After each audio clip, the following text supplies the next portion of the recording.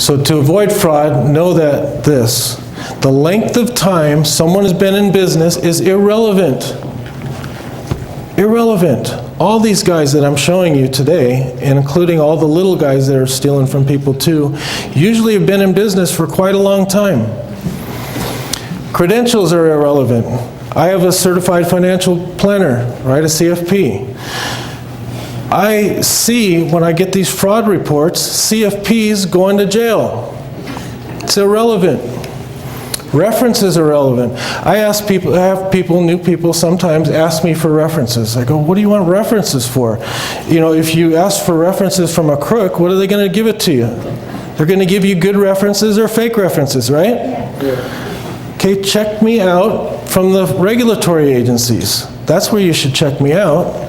Or come to class. I mean, it's hard to fake if a room full of clients, right? That's hard to fake. Okay, you can go around and talk to everybody.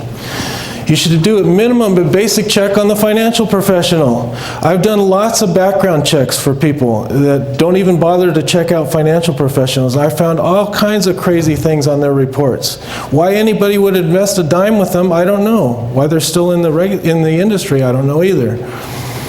But here's some of the red flags ignored. Hey, it's safe with big returns, right? Guaranteed returns. Invested despite being under investigation. Movie stars and exclusivity. Secret proprietary system. If it's a secret proprietary system, you should run for the hills. Everything that Scott and I do for you is out in the open. You know exactly what you're invested in, how we do it. All out in the open. If they tell you that they can't tell you how they trade, don't do it. And then here's the biggie. All these people that got ripped off, usually this is what happened. No third-party custodian to verify holding your money. That's why I say trust but verify. Everything that you have with us is with a third-party custodian, whether it's TD Ameritrade, Charles Schwab, a large insurance company, a bank. You can go online. Anything that Scott tells you or I tell you, you can go on and verify. That's the way it has to be. These guys held the money. That's how they were able to hide their scams. It's easy to falsify the statements. And just one moment of weakness, one moment of straying from the prudent investing fundamentals, one moment of relapse can be devastating to your life and your family. You have to be careful out there. It can happen in an instant, just from one interview on financial TV, if you see a guy like this.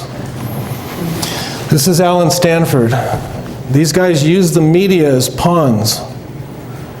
So did Reed Slatkin at the beginning and Tom Petters. They did lots and lots of TV interviews. And every time they did an interview, I guarantee you millions of dollars flowed into their company. He'd go on and say, you know, we're just doing a great job. We're not losing money in the financial crisis, and we've got your money safe, and we're making the 5 or 6%. You don't have to worry about it. And then boom, money flows in. Using the media as pawns. Jon Stewart called him out right after the fraud. An interview with Sir Alan Stanford, whose bank and wealth management firm was posting oddly positive results in a down market because it was a fraudulent Ponzi scheme. You managed to avoid the subprime debacle almost entirely, didn't you? 100% we avoided the subprime debacle. What told you it was not a wise move? Well, it was very simple. I ran a Ponzi scheme. Instead of investing the money, I stole it. $8 billion worth of it. I'm bad. Come on, CNBC's Carl Quintanilla. You got one of the biggest white-collar criminals in history live on the air. Don't let him off the hook. Before we let you go, here it comes. The $1 million question. Is it fun being a billionaire? Well, yes, I have to say it is fun being a billionaire. You know, and when these guys come on TV, again, they're articulate, right? They have good personalities. They seem like really nice people. How could they steal money?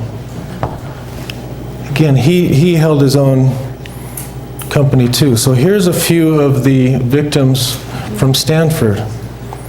Well, you know, we're one of thousands of families across the United States that's been caught up in this Stanford thing. And we invested in an American brokerage firm that was regulated by the SEC, that had brokers that were members of FINRA and the SIPC. You can plan for so much as you near retirement, and this was the very, very last thing that we were prepared for, that everything that we had was going to go away, or had gone away. We didn't even know what to understand about it. We didn't even know the right questions to ask because it was just like smacking us right in the face.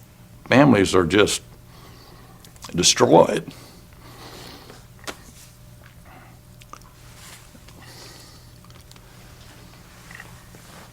And at our age, try to go out and find a job. I invested my money in my retirement, my IRA, with Raymond James. Originally, my broker transferred to Stanford, and I stayed with my broker, so we ended up being with Stanford also. And I figured that we could live comfortable the rest of our lives, not extravagant, but comfortable the rest of our lives, and not be a burden on our children. Now I don't know what's going to happen. I worked 47 years in the construction industry as a construction manager.